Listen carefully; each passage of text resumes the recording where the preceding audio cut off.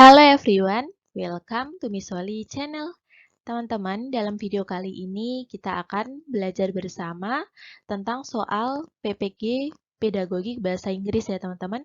Untuk teman-teman yang akan mengikuti pretest PPG Kemenak, semoga dilancarkan, mendapatkan hasil sesuai yang diharapkan. Nah teman-teman, untuk mengecek pemahaman teman-teman yang sudah belajar di video-video sebelumnya dan juga dari sumber-sumber lain, mari kita mencoba mengerjakan beberapa contoh soal pedagogik berikut ini ya teman-teman. Oke, langsung saja kita simak pembahasannya. Soal yang pertama, the seventh graders of SMPX are always confused when Mrs. Zui assigns them to write and essays in English. This is because of their limited vocabulary in English. Mrs. Zui, as the teacher, wants to improve the condition of her students. She decided to solve the problem by conducting classroom action research using the language game method. An appropriate class action research title for Mrs. Zui's class is. Nah, teman-teman di sini merupakan contoh soal PTK ya, teman-teman, atau penelitian tindakan kelas. Nah, di sini yang ditanyakan adalah judulnya. Di situ yang ditanyakan adalah title ya, teman-teman. Nah, sini. Oke, langsung saja kita baca optionnya. Untuk option yang A di situ, efforts to improve vocabulary of 7th graders of SMPX in the learning process. Nah, di sini upaya untuk meningkatkan kosakata siswa kelas 7 SMPX dalam proses pembelajaran bahasa Inggris. Nah, untuk option yang A di sini kurang tepat ya teman-teman karena tidak disebutkan metode yang digunakan untuk meningkatkan kosakata di kelas 7 tersebut. Jadi ini kurang tepat. Selanjutnya, untuk option yang B di situ efforts to improve vocabulary of 7th graders of SMPX in the learning process by applying the language game method.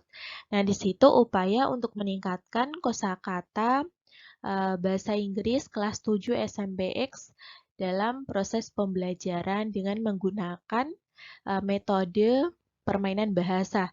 Nah, di sini kita lihat ada tujuannya ya teman-teman, yaitu untuk meningkatkan kosakata. Siapa yang ditingkatkan yaitu kelas 7 SMPX. Kemudian dalam proses pembelajaran dengan menggunakan metode yaitu yang namanya language game method atau metode permainan bahasa. Jadi ini betul ya teman-teman, untuk option yang B kita tandai terlebih dahulu karena di situ sudah lengkap usahanya, siapa yang akan ditingkatkan, kemudian juga metode yang digunakan.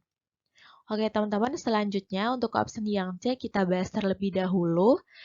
Application of the language game method in English learning activities as an effort to increase students' vocabulary. Nah, di situ option yang C adalah penerapan metode permainan bahasa dalam kegiatan pembelajaran bahasa Inggris sebagai upaya untuk menambah kosakata siswa. Nah, di sini sudah ada metodenya dan juga usaha yang digunakan ya teman-teman, tujuannya, tetapi di situ kurang jelas yaitu students-nya maksudnya adalah murid yang mana, apakah kelas 7, apakah kelas 8, ataupun kelas 9. Jadi ini kurang tepat ya teman-teman, jadi untuk option yang C di sini kurang tepat. Kemudian selanjutnya yang terakhir adalah option yang D, application of the language game method in English learning activities for 7th grade of SMPX. Nah, di sini adalah penggunaan metode permainan bahasa dalam pembelajaran bahasa Inggris di kelas 7 ya teman-teman di SMPX. Tetapi di sini juga tidak disebutkan tujuannya. Yaitu tujuannya di situ adalah untuk meningkatkan kosakata ya teman-teman. Jadi ini salah. Oke teman-teman, untuk nomor 1 ini jawaban yang paling betul adalah option yang B. Selanjutnya soal nomor 2. Kita baca terlebih dahulu di sini. Our researchers identified a target population of 1,400 high school students in Jakarta. Of this, 60% were male students and 40% female students.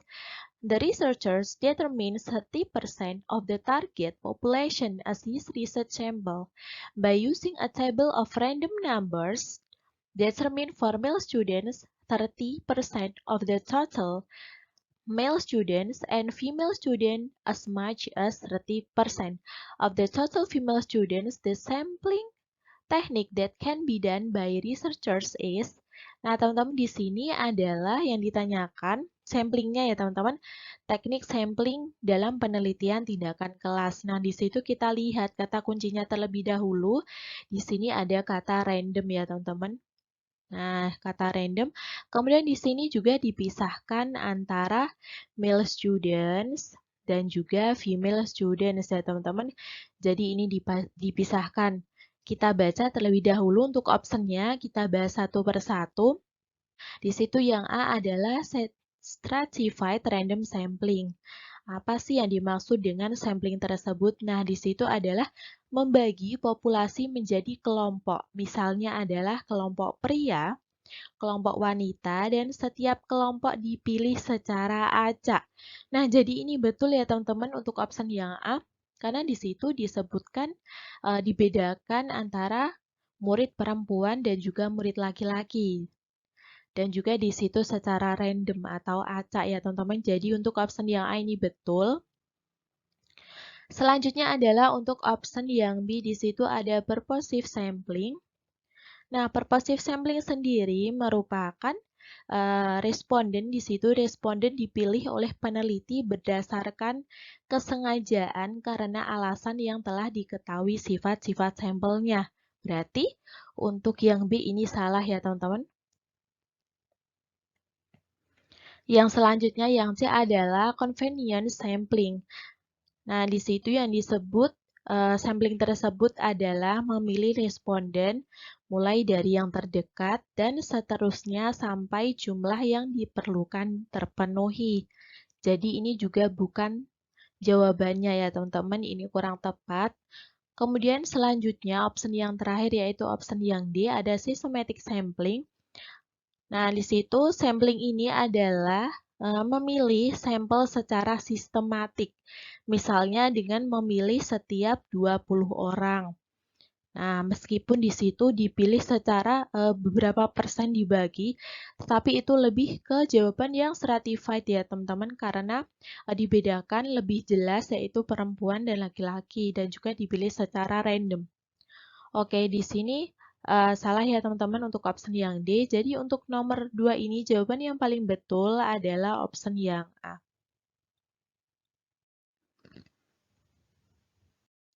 Selanjutnya soal nomor 3. Nah, di situ disebutkan masalahnya yaitu problemsnya adalah study of the effectiveness of teaching English with a cooperative approach and with a communicative approach to the oral English skills of 7th graders of SMP B. Nah, jadi di situ masalahnya adalah tentang pembelajaran efektivitas pembelajaran bahasa Inggris dengan pendekatan pembelajaran kooperatif dan juga pendekatan komunikatif ya teman-teman terhadap keterampilan bahasa Inggris lisan siswa kelas 7 SMP B.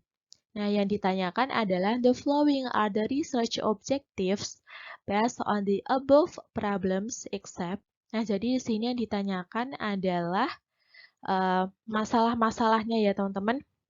Di sini yang ditanyakan adalah tujuan dari masalah tersebut kecuali. Nah, berarti tujuan dari penelitian yang diadakan berdasarkan masalah tersebut. Tetapi yang salah ya teman-teman karena kita lihat di sini ada tulisan except. Untuk option yang A di situ ada to find out which is more effective between the cooperative learning approach and the communicative approach. Nah, jadi ini betul ya teman-teman, karena kita bisa menemukan pendekatan yang lebih efektif di antara cooperative learning dan juga communicative approach. Jadi ini betul, jadi bukan jawaban yang diminta. Selanjutnya untuk option yang B di situ, to find out the obstacles faced by teachers in applying the cooperative learning approach, untuk menemukan Ini adalah kendala-kendala ya teman-teman yang dihadapi oleh guru dalam menerapkan pendekatan kooperatif. Ini bisa jadi ya teman-teman, ini bisa jadi tujuan dari penelitian tindakan kelas berdasarkan masalah di atas. Jadi ini bukan jawaban yang diminta, karena yang ditanyakan adalah yang tidak bisa menjadi tujuannya. Kemudian untuk option yang C, to find out the obstacles faced by teachers in applying the communicative approach. Nah, di situ untuk menemukan, di sini sama ya teman-teman, obstacles atau kendala-kendala yang dihadapi oleh guru dalam menerapkan pembelajaran dengan menggunakan pendekatan komunikatif. Ini juga bisa ya teman-teman, karena di situ pendekatan yang digunakan ada dua, yaitu cooperative approach dan juga communicative approach. Jadi, untuk option yang C di sini bukan jawaban yang diminta. Selanjutnya adalah option yang D, to find out the shortcomings of the cooperative learning approach and the communicative approach. Nah, jadi di situ adalah untuk mengetahui kekurangan pendekatan pembelajaran kooperatif dan pendekatan komunikatif. Nah, berarti nomor yang option D ini salah ya teman-teman, karena di situ kita menggunakan pendekatan di situ untuk mencari keefektifan untuk kita praktekkan dalam pembelajaran agar pembelajaran lebih efektif, agar tujuan pembelajaran tercapai. Jadi bukan untuk mengetahui kekurangan dari pendekatan tersebut. Jadi ini salah, untuk option yang D tidak bisa menjadi tujuan dalam penelitian. Jadi ini jawaban yang diminta ya teman-teman.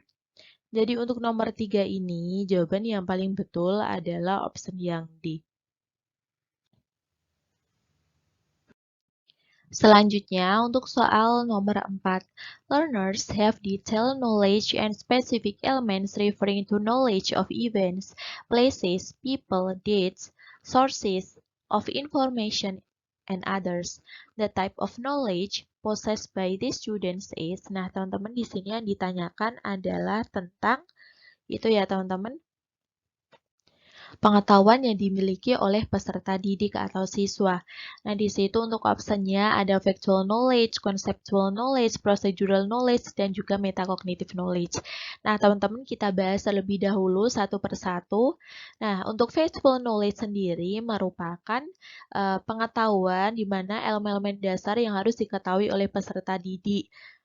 Misalnya adalah nama-nama dan simbol-simbol verbal dan juga non-verbal. Selain itu juga bisa pengetahuan yang detail dan elemen-elemen yang spesifik, mengacu pada pengetahuan peristiwa, tempat, orang, tanggal, bisa juga sumber informasi, dan lain-lain. Nah, jadi ini betul ya teman-teman untuk factual knowledge karena di situ sama seperti yang dibahas di nomor 4 pertanyaannya, yaitu peserta didik memiliki pengetahuan yang detail dan elemen-elemen yang spesifik mengacu kepada pengetahuan peristiwa. Nah, di sini ada peristiwa, kemudian tempat, orang, dan juga tanggal dan sumber informasi lainnya. Nah, ini berarti ini betul ya teman-teman. Jawabannya adalah factual knowledge. Tapi terlebih dahulu kita bahas agar teman-teman lebih ingat dan juga lebih memahami tentang model-model pengetahuan. Yang selanjutnya yang B adalah conceptual knowledge atau pengetahuan konseptual. Nah, ini merupakan skema-skema, model-model, kemudian juga model-model mental atau teori-teori eksplisit dan implisit dalam model pembelajaran psikologi kognitif yang berbeda. Ini contohnya misalnya adalah pengetahuan klasifikasi dan kategori, kelas pembagian dan penyusunan yang spesifik. Ini konsep ya teman-teman. Jadi ini bukan jawaban yang betul. Kemudian untuk option yang C, di situ ada procedural knowledge. Seperti namanya ada prosedur, di situ berarti pengetahuan mengenai bagaimana melakukan sesuatu ya teman-teman. Jadi ini salah. Kemudian untuk option yang D, di situ ada metacognitive knowledge, yaitu merupakan pengetahuan mengenai kesadaran secara umum. Sama halnya dengan kewaspadaan dan juga pengetahuan tentang kesadaran pribadi seseorang. Nah, ini jadi salah ya teman-teman.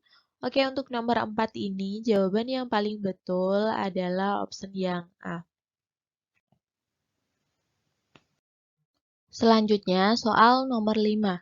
The type of knowledge in which students have awareness and knowledge of self-awareness, including strategic knowledge and knowledge of cognitive text is.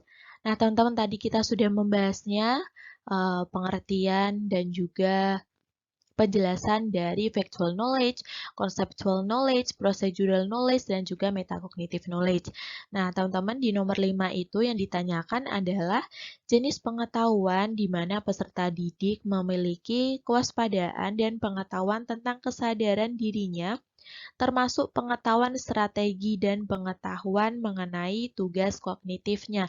Nah, jadi yang betul adalah yang D ya teman-teman, yaitu metacognitive knowledge. Oke, nomor 5 ini jawaban yang paling betul adalah option yang D. Selanjutnya, soal nomor 6. Learning planning that emphasize students on the process of obtaining information by doing observation or experiment to find answers or solve problems for questions or problem formulations with critical and logical thinking. The choice of the right learning strategy is. Nah, di sini yang ditanyakan adalah strategi dalam pembelajaran ya, teman-teman. Oke, di situ opsinya ada cooperative, problem solving, inquiry, dan juga discovery learning. Semoga teman-teman semuanya sudah memahami ini. Tapi jika teman-teman semuanya lupa, langsung saja kita lihat pembahasannya. Nah, di sini macam-macam strategi pembelajaran. Di situ ada kooperatif. Nah, kooperatif di sini pada intinya adalah suatu strategi pembelajaran yang terstruktur ya teman-teman secara sistematis, di mana siswa-siswi bekerja sama dalam kelompok-kelompok kecil dengan anggota antara 4 sampai 5 orang secara heterogen untuk mencapai tujuan bersama. Nah, kooperatif di situ bekerja sama ya teman-teman.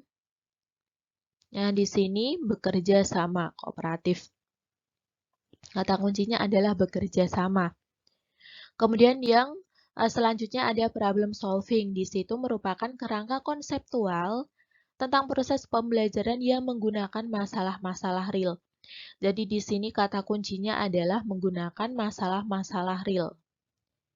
Yaitu masalah yang nyata ya teman-teman, otentik, sesuai dengan kehidupan nyata. Kemudian yang selanjutnya adalah project based learning atau kita biasa menyebutnya dengan PJBL. Merupakan strategi pembelajaran yang dikembangkan berdasarkan penerapan proyek. Sesuai namanya ya teman-teman. Di sini penerapan proyek dengan melibatkan siswa menyelidiki masalah dunia nyata. Kemudian yang selanjutnya ada inquiry. Di sini adalah proses untuk memperoleh dan mendapatkan informasi dengan melakukan observasi ya teman-teman. Observasi atau eksperimen kata kuncinya.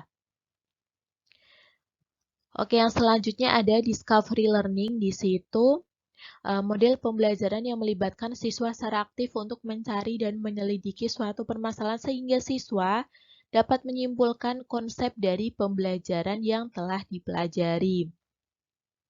Ini melibatkan siswa juga ya teman-teman, aktif mencari dan menyelidiki di sini. Kemudian yang selanjutnya yang terakhir adalah contextual. Nah, di sini contextual learning ya teman-teman, ini kedobelan ngetiknya. Ini adalah konsep belajar yang membantu guru mengaitkan antara materi yang diajarkan dengan situasi dunia nyata. Di sini kata kuncinya adalah sesuai dengan konteks mengaitkan ya teman-teman, dengan situasi dunia nyata dikaitkan. Oke teman-teman, semoga setelah membaca macam-macam strategi pembelajaran ini kita dapat dengan mudah mengerjakan soal nomor 6. Oke, kita ingat-ingat ya teman-teman untuk kata kuncinya di situ. Nah, kita lihat di sini kata kuncinya adalah ada observation dan juga eksperimen ya teman-teman. Berarti jawaban yang paling betul adalah option yang C ya teman-teman. Untuk nomor 6 ini jawaban yang paling betul adalah option yang C. Selanjutnya untuk nomor 7 di situ yang ditanyakan adalah Learning planning that emphasizes the process of students' involvement fully to be able to find the material being studied and related to the everyday life situation, so as to encourage students to apply their lives the choice of the right learning strategy is. Nah, teman-teman, tadi kita sudah membahasnya di soal nomor 6. Ada macam-macam strategi pembelajaran, yaitu ada kooperatif, kontekstual, inquiry, dan juga discovery learning. Nah, di sini kita lihat kata kuncinya ya teman-teman. Di sini adalah melibatkan murid dalam proses pembelajaran dengan kehidupan nyata ya teman-teman, kehidupan sehari-hari. Materi yang dipelajari dilibatkan dengan kehidupan sehari-hari. Jadi di sini jawaban yang paling betul adalah sesuai dengan konteks ya teman-teman. Karena di situ dikaitkan dengan kehidupan sehari-hari, materi yang diajarkan dan juga situasi kehidupan sehari-hari. Jadi nomor 7 ini jawaban yang paling betul adalah option yang B. Selanjutnya soal nomor 8.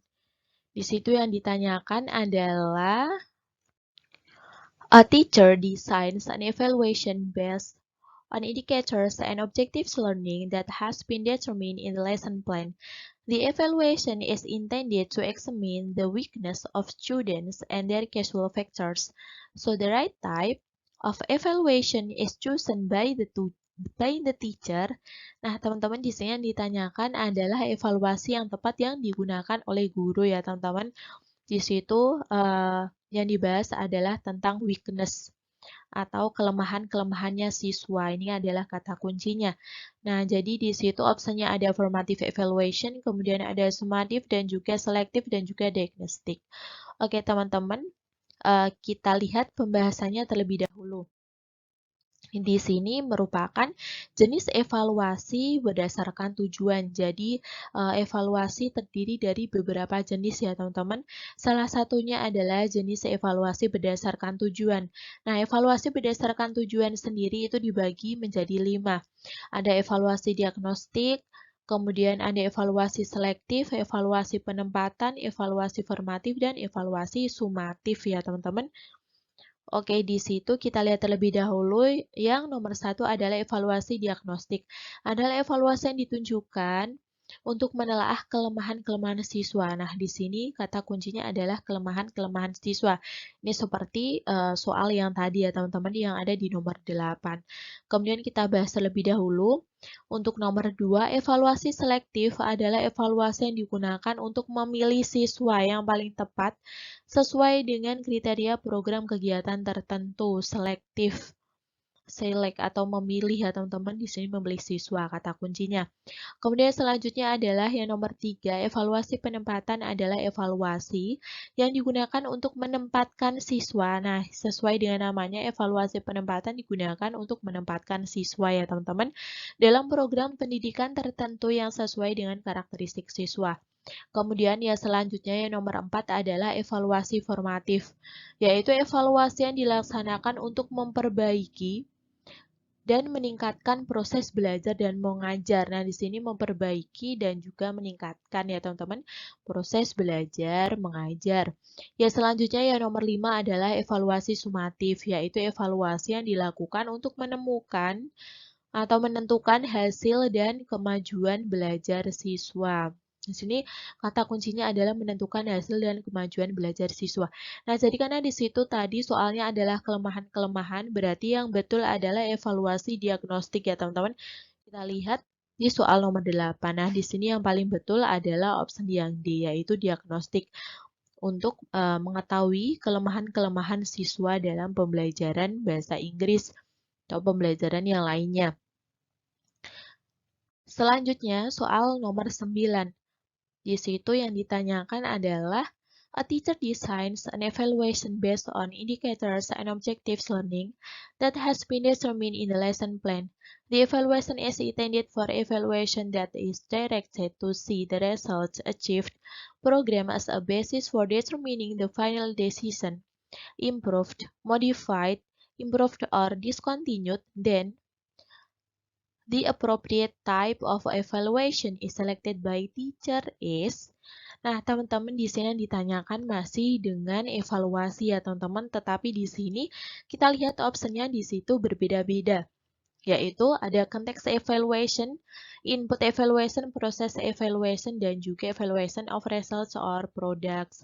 Nah, teman-teman, tadi kita sudah membahasnya di nomor 8, ternyata ini optionnya berbeda ya teman-teman. Berarti bukan jenis evaluasi berdasarkan tujuan. Oke, kita lihat terlebih dahulu pembahasannya. Di sini merupakan jenis evaluasi berdasarkan sasarannya ya teman-teman. Kita tandai terlebih dahulu kata-kata yang kita penting ya teman-teman, yang perlu kita ketahui agar lebih memudahkan kita dalam belajar, yaitu untuk nomor 1, evaluasi konteks adalah evaluasi, ini kurang ya teman-teman, yang ditujukan untuk mengukur konteks program baik mengenai rasional tujuan, latar belakang program maupun kebutuhan-kebutuhan yang muncul dalam perencanaan ya teman-teman, untuk mengukur konteks program. Oke teman-teman, untuk yang kedua, evaluasi input adalah evaluasi yang diarahkan untuk mengetahui input baik dari sumber daya maupun strategi yang digunakan untuk mencapai tujuan. Nah, ini dari inputnya ya teman-teman. Inputnya terdiri dari sumber daya dan juga strategi. Kemudian untuk yang nomor 3 ada evaluasi proses, yaitu evaluasi yang ditujukan untuk melihat proses. Prosesnya terdiri beberapa macam ya teman-teman, baik mengenai kelancaran proses, kesesuaian dengan rencana, faktor pendukung, dan faktor hambatan yang muncul dalam proses pelaksanaan dan juga sejenisnya. Intinya adalah tentang proses evaluasi. Kemudian yang nomor 4 adalah evaluasi hasil atau produk, yaitu evaluasi yang diarahkan untuk melihat hasil program yang dicapai. Nah, di sini sebagai dasar untuk menentukan keputusan akhir, baik itu diperbaiki, dimodifikasi, ditingkatkan, atau diberhentikan. Nah, di sini ini sesuai yang tadi ya teman-teman, yang ada di nomor 9. Selanjutnya adalah yang nomor 5, evaluasi outcome atau lulusan adalah evaluasi yang diarahkan untuk melihat hasil belajar siswa lebih lanjut, yaitu evaluasi lulusan setelah terjun ke masyarakat. Intinya ini adalah hasil belajar siswa yang lebih lanjut, ya teman-teman. Nah, kita lihat lagi untuk soal nomor 9 di sini adalah evaluasi yang bermaksud untuk mengevaluasi atau melihat hasil dari program yang dicapai ya teman-teman, sebagai dasar untuk menentukan keputusan akhir. Nah, ini yang dicapai hasil dari pencapaian program tersebut untuk menentukan keputusan akhir, baik itu improve, diperbaiki, kemudian modified atau dimodifikasi, dan juga improve or discontinued. Nah, di situ. Oke, teman-teman, berarti untuk nomor 9 ini jawaban yang paling betul adalah option yang D ya, teman-teman. Evaluation of results or products. Oke, teman-teman, selanjutnya adalah soal nomor 10 sekaligus soal yang terakhir. Di sini yang ditanyakan adalah evaluation carried out by people in schools as evaluators, such as teachers. This type of evaluation is called. Nah, teman-teman, di sini jenis evaluasi yang berbeda lagi dari penjelasan yang sebelumnya. Kita lihat terlebih dahulu penjelasannya. Nah, di sini merupakan jenis evaluasi berdasarkan objek dan juga subjek evaluasi ya, teman-teman. Di situ yang pertama ada evaluasi input, adalah evaluasi terhadap siswa yang mencakup kemampuan kepribadian, sikap, dan juga keyakinan ya teman-teman. Kemudian evaluasi transformasi di sini adalah evaluasi terhadap unsur-unsur transformasi proses pembelajaran antara lain materi, media, metode ya teman-teman. Nah, di sini tadi yang nomor 1 adalah kepribadian, sikap, dan juga keyakinan. Kemudian untuk yang nomor 3 adalah evaluasi output, yaitu evaluasi terhadap lulusan yang mengacu pada ketercapaian hasil pembelajaran. Nah, di sini hasil ya teman-teman, hasil pembelajaran tersebut. Kemudian di situ ada berdasarkan subjek. Evaluasi internal adalah evaluasi yang dilakukan oleh orang dalam sekolah sebagai evaluator. Misalnya di sini adalah guru ya teman-teman, orang dalam sekolah yang melaksanakannya. Nah, di sini internalnya ini tadi sesuai dengan soal yang nomor 10 ya teman-teman. Kemudian untuk yang nomor 2 di situ, berdasarkan subjek adalah evaluasi eksternal, yaitu evaluasi yang dilakukan oleh orang luar sekolah sebagai evaluator, misalnya adalah orang tua ataupun masyarakat. Nah, di sini orang luar sekolah ya teman-teman. Oke, untuk nomor 10 ini, evaluasi yang dilakukan oleh orang di dalam sekolah sebagai evaluator. Seperti contohnya adalah guru. Nah, berarti jenis evaluasi ini disebut dengan evaluasi internal ya teman-teman. Jadi untuk nomor 10 ini jawaban yang paling betul adalah option yang. Oke teman-teman, sekian pembahasan kita kali ini. Semoga video ini bermanfaat. Semoga teman-teman semuanya mendapatkan hasil yang maksimal sesuai dengan yang diharapkan.